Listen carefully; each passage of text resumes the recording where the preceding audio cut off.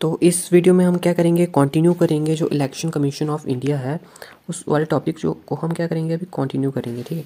जो 2 other election commissioner थे वो क्या आती है, उनकी क्या आती है, इक्वल पावर्स होती है and receive equal salary allowance and other perquisites which are similar to those of जज ऑफ द सुप्रीम कोर्ट।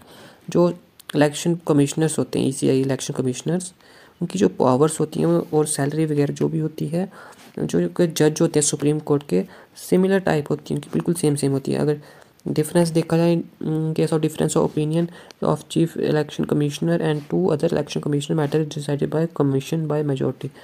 अगर किसी भी उनके अगर बीच में अगर कोई डिसीजन के लिए अगर कोई डिसीजन पक्का नहीं हो पा रहा है तो हम क्या करते हैं, वो क्या करते हैं डिफरेंस ऑफ ओपिनियन, तो वो क्या करते हैं जिसकी सबसे ज़्यादा मेजॉरिटी होती है वो डिसीजन माना जाता है। जैसे एक चीफ इलेक्शन कमिश्नर होता है और 2 क्या होते हैं, इलेक्शन कमिश्नर होते हैं।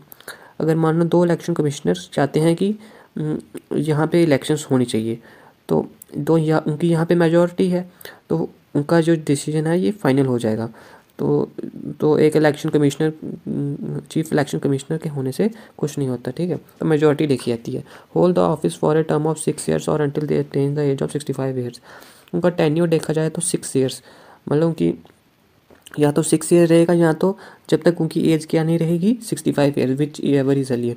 अगर वो 62 ईयर्स के मान लो तो उनका वो टेन्योर 65 तक तो ख़त्म हो जाएगा। तो उनका टेन्योर कितना हुआ, ओनली 3 ईयर्स हुआ, 3 ईयर्स। तो इसलिए क्या है, जो भी चीज़ पहले आ जाए, जहाँ तो 6 ईयर्स उनका टेन्योर पहले आ जाए, जहाँ उनकी एज 65 ईयर्स पहले आ जाए, तब तक ही वो ऑफिस को होल्ड कर सकते हैं। They can resign at any time और can be remove from before the expiry of term. वो अपना रेजिग्नेशन भी कभी भी दे सकते हैं, लेकिन जो रिमूव कर सकते हैं उनको उनकी एक्सपायरी, मतलब जो उनका टेन्योर है उससे पहले भी रिमूव कर सकते हैं। वो कैसे रिमूव करते हैं, चलो वो देखते हैं इस वीडियो में। He cannot be removed from the office except in the same manner as a judge of Supreme Court। जैसे जज ऑफ सुप्रीम कोर्ट को हम हटाते हैं उसी तरीके से इनको नहीं हटा सकते।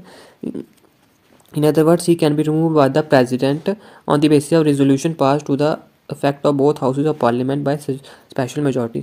अगर पार्लियामेंट में क्या होता है लोकसभा और एक होता है राज्यसभा, उनकी अगर मेजॉरिटी से अगर वो चाहते हैं कि जो इलेक्शन कमिश्नर्स हैं इनको हटाया जाए, तभी हम इनको हटा सकते हैं। लेकिन अगर उनकी मेजॉरिटी नहीं आती है तब हमको हम हटा नहीं सकते।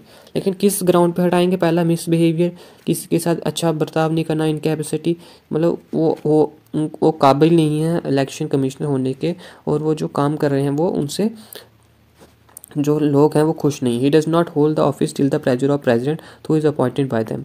इसका ये मतलब नहीं है कि जो इलेक्शन कमिश्नर होते हैं वो अपॉइंट तो प्रेसिडेंट ही करता है, लेकिन कभी भी प्रेसिडेंट उनको हटा नहीं सकता। हटाने का तभी वो हटा सकते हैं अगर जो हाउसेज ऑफ पार्लियामेंट है स्पेशल मेजॉरिटी से उसको हटा दें। किस ग्राउंड पे, या तो मिसबिहेवियर या इनकैपेसिटी के बेस पे। Service condition of chief election commissioner कैसे हो सकती हैं, vary to his disadvantages after his appointment. जो सर्विस होती है अगर वो क्या करते हैं, वो मिसबिहेवियर या कुछ भी करे तो उसको हम हटा भी सकते हैं। Any other election commissioner. अभी नेक्स्ट देखिए, constitution has not prescribe their qualification.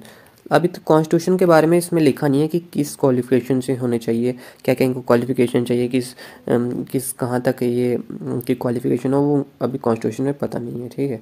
Constitution has not prescribe the qualification, चाहे वो कितने उनकी ग्रेजुएट हों या वगैरह हों, क्वालिफिकेशन का अभी स्पेसिफिक नहीं है। Not specific the term of members कितने होने चाहिए। अभी तो कितने मेंबर्स हैं, 3 मेंबर्स हैं ना, तो बाद में क्या कर सकते हैं, बढ़ा भी सकते हैं, कम भी कर सकते हैं, ताकि अभी क्या हो रही है, पॉपुलेशन बढ़ रही है तो कॉन्स्टिट्यूएंसी भी क्या होती जाएंगी, बढ़ती जाएंगी, तो उनको तो फिर बढ़ा भी सकते हैं। नॉट डिपार्ट फर्दर अपॉइंटमेंट, मतलब एक बार जो रिटायर हो जाए, क्या बोलते हैं, इलेक्शन कमिश्नर, तो दोबारा भी अपॉइंटमेंट हो सकती है उसकी। अगर मान लो अगर वो 50 ईयर्स में उसकी अपॉइंटमेंट थी तो 6 ईयर टेन्योर के बाद वो क्या होएगा 56 का, लेकिन 56 के बाद भी वो दोबारा अपॉइंटमेंट हो सकती है उसकी इलेक्शन कमिश्नर की।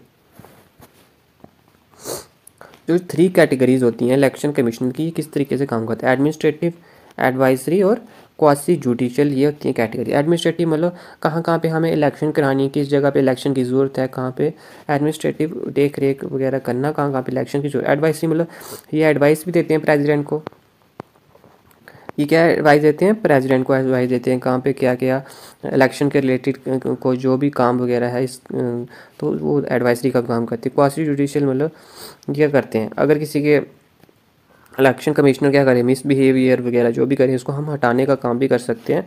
क्वासी जुडिशियल भी इसके अंदर ये कैटेगरीज आ जाती हैं इलेक्शन कमिश्नर के, ठीक है।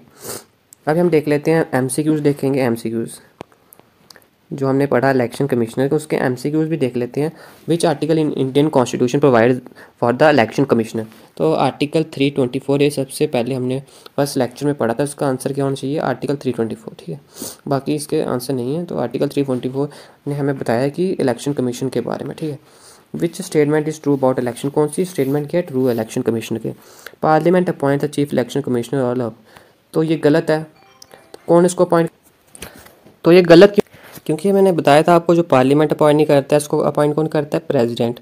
President election chief election commissioner को अपॉइंट करता है। Currently there are 4 members in the election commissioner, ये भी गलत है क्योंकि कितने मेंबर्स बताए थे मैंने आपको, अभी बताया था 3 मेंबर्स हैं, एक का चीफ इलेक्शन कमिश्नर और 2 हैं इलेक्शन कमिश्नर्स बाकी। तो इसका आंसर क्या आएगा, नन, ठीक है। नेक्स्ट देख लेते हैं tenure of chief election commissioner 5 years और 65 years which is ever is earlier, ये तो अभी बताया था मैंने, 6 ईयर्स और 65 years whichever is earlier, इसका आंसर रहेगा। Who was the first woman to become a chief election commissioner of India, she occupied that office from 26 November 1992 to 11 December 1990। तो इसका आंसर क्या है, VS रामा देवी, ठीक है। तो नेक्स्ट देख लेते हैं, ठीक है। For the election commissioner at district level who act as district returning officer, अगर क्या करें हम डिस्ट्रिक्ट लेवल पे देखें तो इलेक्शन कमीशन करानी हो इलेक्शन, तो कौन डिस्ट्रिक्ट रिटर्निंग ऑफिसर एक्ट करता है। तो इसके बारे में आपको बताता हूँ मैं।